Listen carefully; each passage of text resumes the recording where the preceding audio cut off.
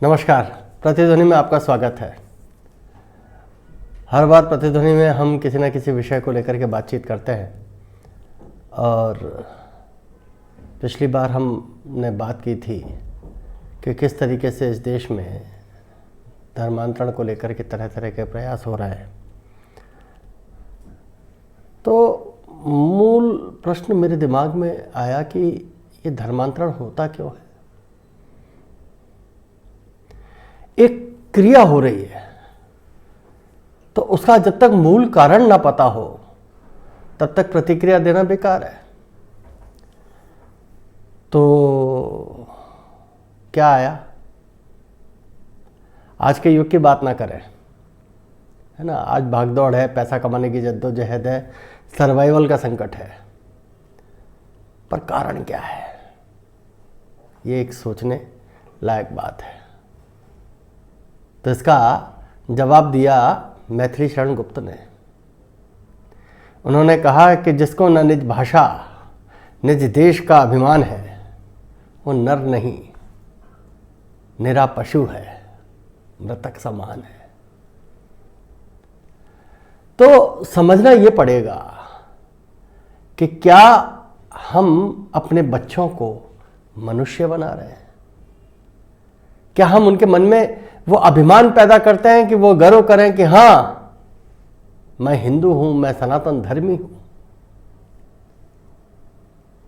क्यों ऐसा होता है कि हमारे बच्चे जो है, और बच्चे ही नहीं, कल मैं एक महिला से मिला, वो केंद्र सरकार में बड़ी अधिकारी है, पर उसको सनातन धर्म के बारे में कोई जानकारी नहीं है। सरकार में बैठे लोग हैं। कॉन्ट्ररी एक वकील साहब मिले, वो अपने बेटे को इस लॉकडाउन में उन्होंने सारी कथाएं सुना दी। रोज रात को सोते समय अपने बेटे को एक कथा सुनाते हैं। तो हमें अपने सनातन धर्म पर, अपने समाज पर, अपने परिवार पर अभिमान हो, इसके लिए हम क्या करते हैं? क्या इसके लिए कोई तीसरा व्यक्ति आएगा जो बताएगा कि हाँ इसलिए तुम्हें अभिमान करना चाहिए? न्यूक्लियर फैमिली हो रही है, बाबा दादी की, नाना नानी की अब विजिट होती है, उनके साथ रहा नहीं जाता। तो जब रहा नहीं जाता तो वो बातें कैसे आएंगी? और अभी तो वो दौर है जब, मतलब मेरे को कहने में थोड़ी शर्म है कि बाबा दादी और नाना नानी को भी अपने गौरव का बोध कितना है, ये सोचने लायक बात है। मतलब यदि कोई कह दे अरे अरे हमने तो देखा है, तुलसीदास जी ने कहा है, ढोल गंवार शूद्र पशु नारी सकल ताड़ना के अधिकारी, कह दे तो लोग कहते हैं हाँ हाँ हाँ हाँ।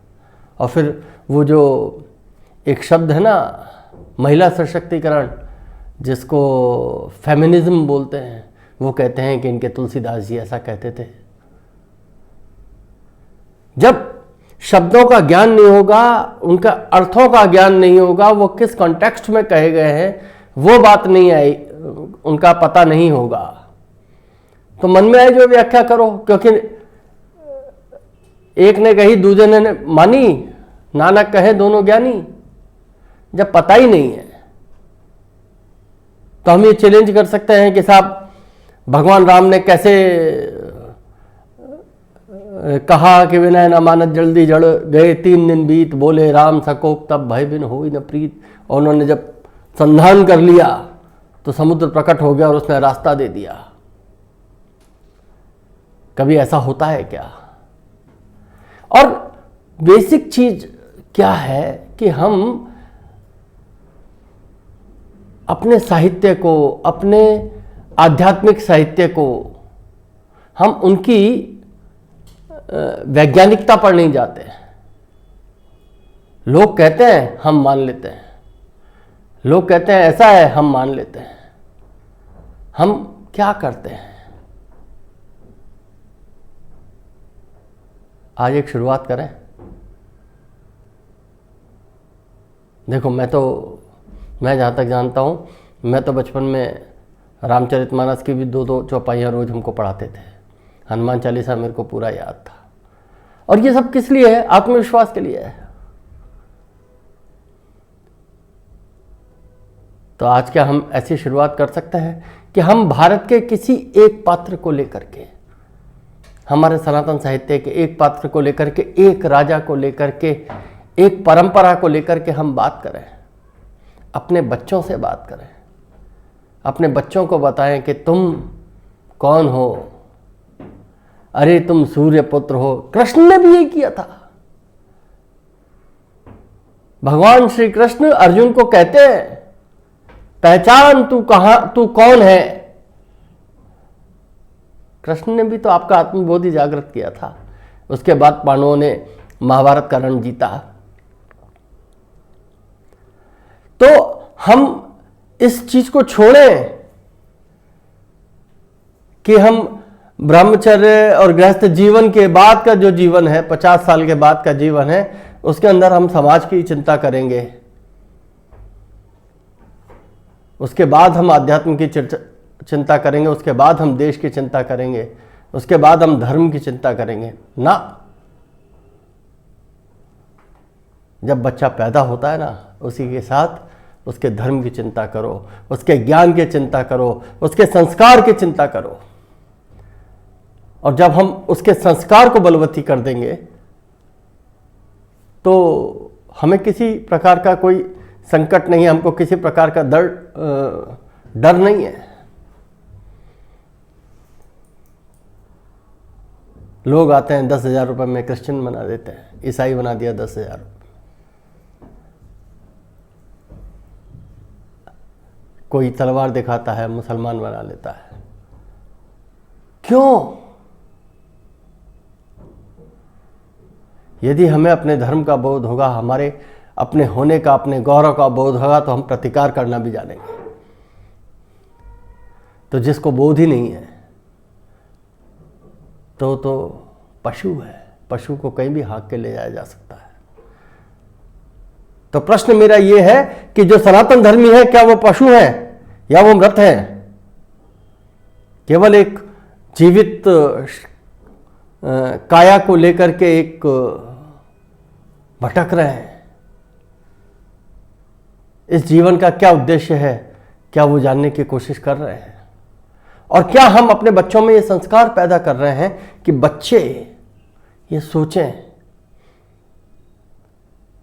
कि हम कौन हैं, हमारे जीवन का उद्देश्य क्या है, हमारा गौरव क्या है?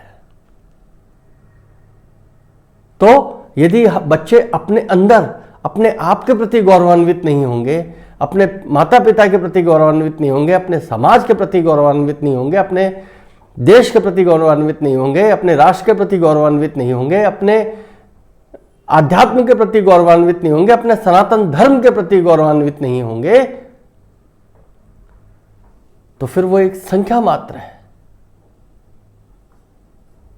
स्वामी विवेकानंद ने कहा था, यदि किसी में आत्मबोध नहीं है और तो उसको नष्ट ही हो जाना चाहिए। उसको कोई दुनिया की ताकत नहीं बचा सकती। तो आज जब हम संस्कृतियों के, सभ्यताओं के संघर्ष के मुहाने पर खड़े हैं, और ये ऐसा नहीं है कि आज 5 साल में, 10 साल में, 15 साल में, 20 साल में पूरा हो जाएगा, ये सदियों चलने वाला है। तो जो चीज़ सदियों चलने वाली है, उसके तैयारी बचपन से, जब माँ झूले में अपनी गोद में अपने बच्चों को झुलाती है, तब से होनी चाहिए। सोचिए कि हम कितने बड़े एक मायाजाल, एक कितने बड़े हम भ्रमजाल के शिकार में हैं कि लड़के और लड़कियां आपस में एक दूसरे को ऑब्जेक्ट के रूप में ट्रीट कर रहे हैं, देख रहे हैं, उसी में सुख महसूस कर रहे हैं। किसी को नष्ट कर देने की प्रवृत्ति बढ़ रही है।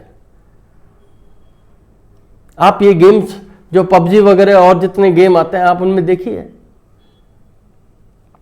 कहने को तो गेम है, पर आप चलाना क्या सिखा रहे? बंदूक, हिंसा, बच्चों के कोमल मनों के साथ खेला जा रहा है और हम सब लोग उसके मूक दर्शक हैं।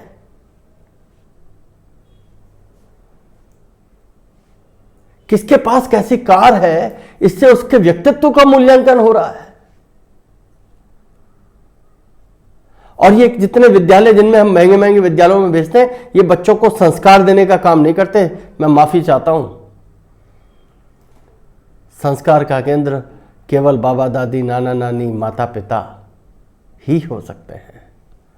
तो जब तक हम खुद संस्कारी नहीं होंगे, हम अपने बच्चों को संस्कारी कैसे करेंगे? जब तक हमारा खुद का आत्मबोध जागृत नहीं होगा, जब तक हमारे अंदर खुद के अंदर आत्मगौरव जागृत नहीं होगा, तब तक हम समाज को और देश को कैसे गौरव पर पहुंचाएंगे? ये एक बड़ा प्रश्न है जिसको आप सबको सोचना चाहिए। आज के लिए इतना ही। नमस्कार। भारत माता की जय। वंदे मातरम।